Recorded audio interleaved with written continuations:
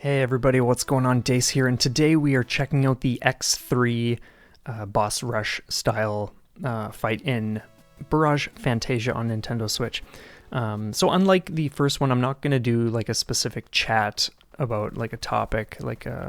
If you haven't checked out for X1 and 2, I lumped those together and we talked about how this game is great for learning micro dodging. So if you want to check that out, feel free. But anyway, this one's more or less just going to be chatting about this particular run and just what I enjoy about it, the challenges, that kind of stuff. So the first fight is nothing crazy. You can pretty much just breeze through this. One thing I really like about these X fights is that unlike when you're doing the normal run and you're learning how to manage your resources and the times that you fire off your screen clearing like burst, it's very different when you're going from just boss to boss. And so it was neat to just kind of see where I can afford one here and there, where I can squeeze an extra one in before a threatening fight. Just the more you play it, the more you do run attempts and that kind of thing, that kind of stuff. So yeah, it's just a neat experience, and the fights are really, really fun. Just learning more and more about how better to approach each boss, ways to speed up the fight, whatever the case is. Like there's just a lot of room for discovery. And I just love all these varied attacks, like crisscrossing things. The big thorns that were shooting out from either side with like the skulls to indicate they're about to happen. One thing I didn't realize when I was first playing this game, like doing the actual normal runs like months ago, was that when those come out, they block your shots from damaging the boss, or at least that's what it appears to do. And so just touches like that are really fascinating to see thrown into a game like this, because normally there's nothing blocking the bosses, unless of course they have a barrier of their own or like big metal plating, but nothing that outright just, yeah, renders your firepower meaningless for that short period of time. So that's really, really cool to see thrown into this. So for this one, this boss tripped me up the first couple of times I did it, but very quickly I came up with a route that worked. More or less what I do is I just go for those front guns, because those are the biggest issue. They're not like a huge threat, but they're just a nuisance to deal with. And then when you get here, I just kind of use the green cloud of the burst to damage that central part while canceling out the threatening side things. And then you're just doing easy dodges here like that.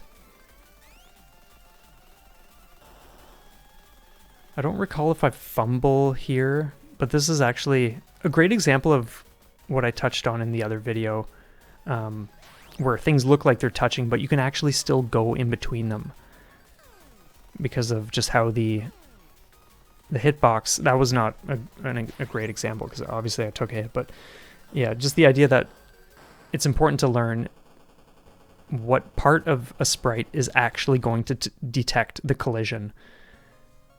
And that's that red pattern that we just finished up with is a blast to go through.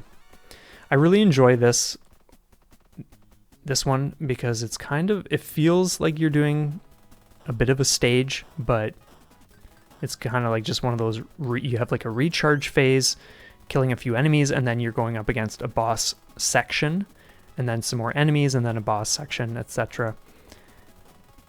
None of these parts are overly threatening at all. This is all very simple stuff, and each car of the train goes down pretty quick. But the actual end boss in this part can take some getting used to.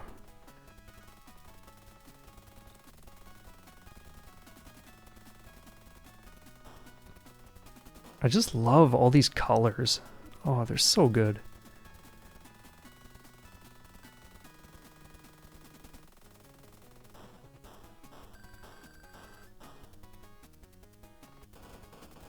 Sometimes I would forget these guys come at that point in time, and then suddenly like stuff is all over the place and you're like flying around like crazy. It's so important to just always pay attention and remember what you're doing and what's coming and when.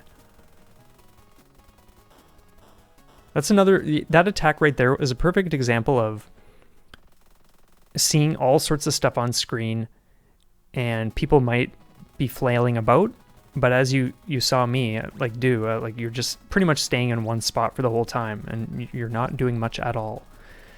So this attack can be tricky. This is another reason why I love the crow, because the wings are damaging the boss, even though I'm just sitting there.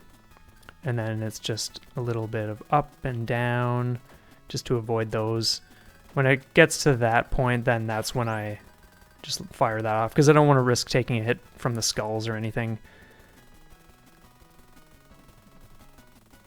That was just me being completely careless. There was no reason for me to do that. I could have been hanging further down the screen and, yeah, done that without a hit, no problem. But sometimes I just experiment with riskier approaches just to see what I can do. And sometimes you'll just take a silly hit for whatever reason.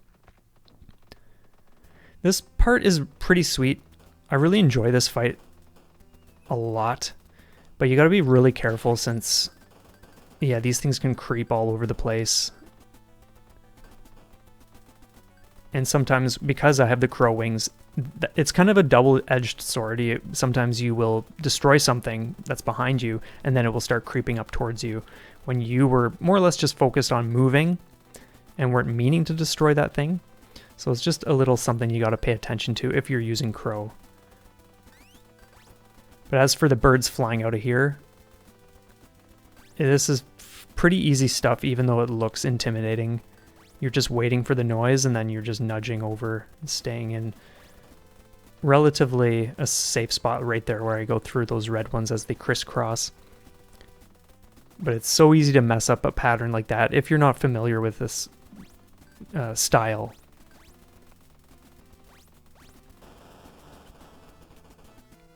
But the boss fights in this game are super satisfying. I love it.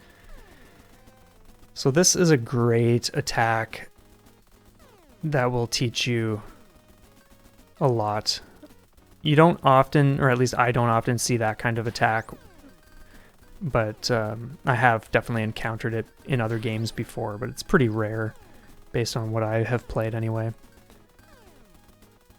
Oh, like that. Oh, just so crazy. You gotta be so careful.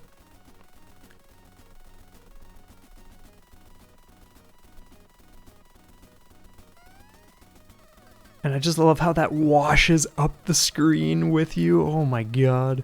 So cool. I usually like to have him going down before that final attack gets too developed, because it is pretty nasty.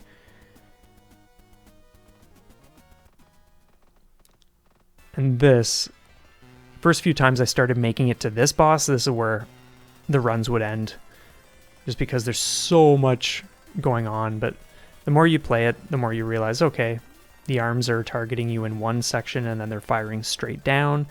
And so you can start making sense of everything and just learn when to fire off a blast, collect hearts, and just inch over, nothing crazy. Oh, I love these spreads, they're so good. Again, that was just a silly fumble. I didn't have my positioning correct. This is a fairly hectic, because you're dealing with vertical and horizontal shots plus the big targeting bursts like the one that just passed me, those big red clumps. So there's a lot to pay attention to.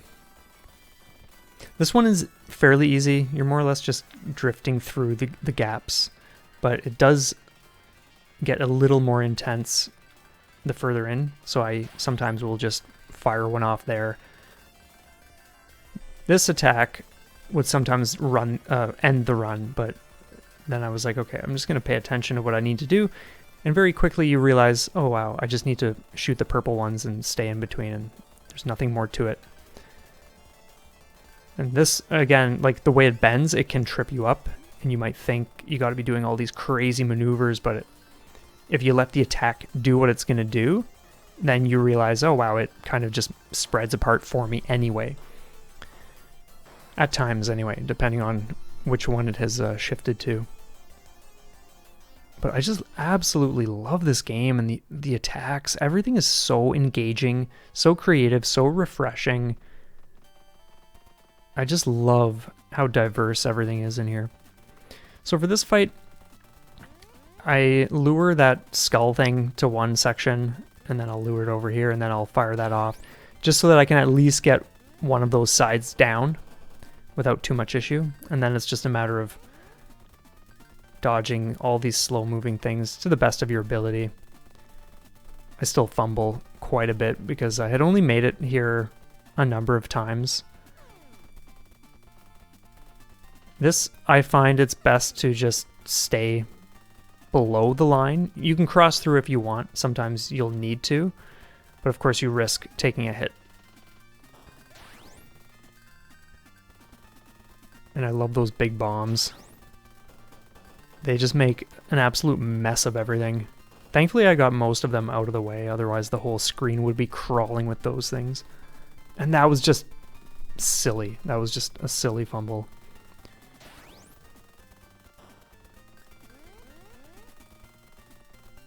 But that's the thing, it's like you're gonna fumble when you're doing this stuff for the first time. Like that's guaranteed, because you have no idea what much of anything is going to do, how everything's going to shift and move and all that, but guaranteed if I was to jump back into this, I would do way, way better. And that's the exciting thing too. When you love a game so much, it's just a blast to play and to put the time in and get better at it. I just have so much fun doing that. This is another fairly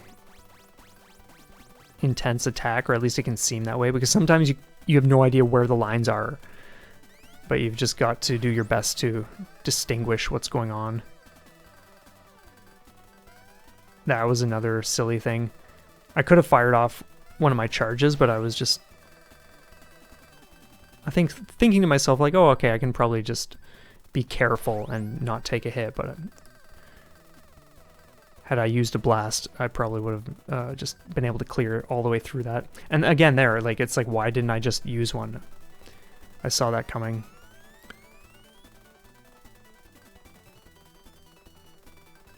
So for this part, interestingly enough, part of the strategy, if you have enough hearts to risk taking a hit, it's not that you necessarily want to intentionally take a hit, but if you take a hit, I think you get a full flask, just automatically. So in ways, you can, if you take a hit, you can fire it off to clear the screen or whatever, get hearts, top up your health, and then the next time you take a hit, like you're more or less always staying in this state where you're going to survive because you have enough resources to work with, and you can kind of just perpetuate that loop. Obviously, you want to be doing the best you can so that you're not taking hits, but it's one of those few instances in a shmup where taking a hit is not really a big deal. It's not actually a threatening situation. Unless, of course, you're not collecting enough hearts. So you gotta, like, there's still something you need to balance, that's for sure, but yeah. But just look at these attacks, like, this is brilliant stuff. Cannot get over this game. You gotta really watch corners like that, like, that's not a favorable situation to be in, but yeah, you do what you gotta do. You, do whatever to survive. This is a fun one too. I really like this boss. You gotta really watch for those where they crisscross. I probably even maybe take a hit or two to that. Yeah, I think I just took one. So at this point it's like, yeah, I do not want to take chances.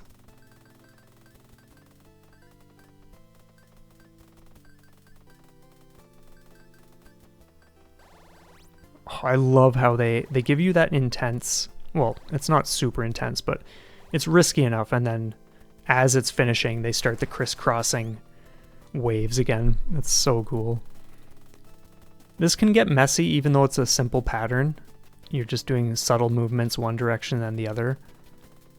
But if you even mess up a little bit, sometimes that can just result in you taking a hit.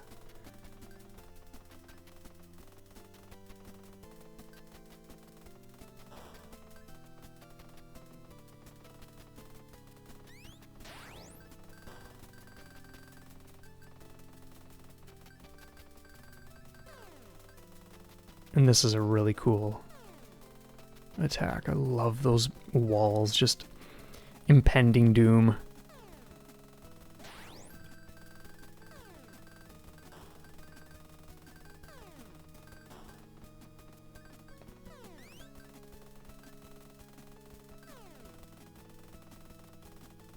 Oh, that was close.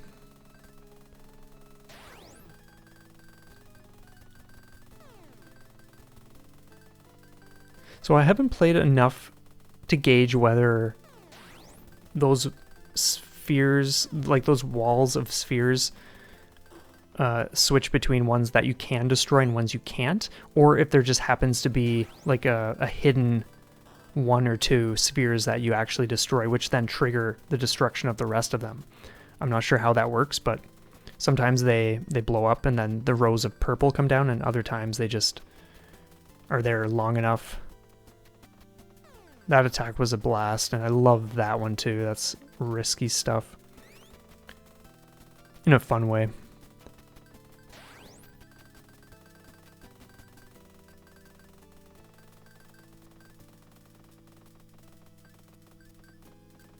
Oh, just finding little gaps to move through. Micro dodging, that's what I'm talking about.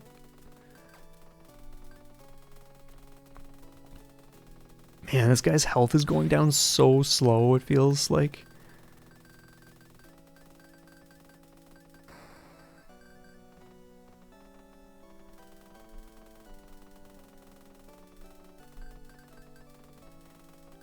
I really do love how they balance more intense patterns with ones that kind of serve as a breather. So when you do, if you do survive through a pattern that is one of those more crazy ones, you're like, okay, like I know how to deal with this next one. I can just hang on. My bomb gauge can get topped up a little bit. I can maybe get some hearts going or something. But I do take a lot of silly hits in this final fight, that is for sure.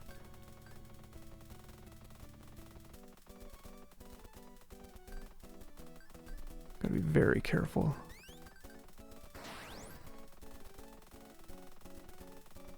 And then the swords.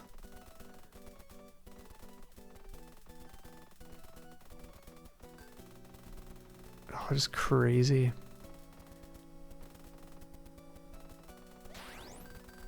So I think, even though we technically did this boss in X1, I think it was one of the other ones. This for X3, this was, I think, the first time reaching this part of the fight. And so when I knew I had made it here, I was just wanting to do everything in my power to just survive. But when I was about there, I was like, okay, yeah, we totally got this.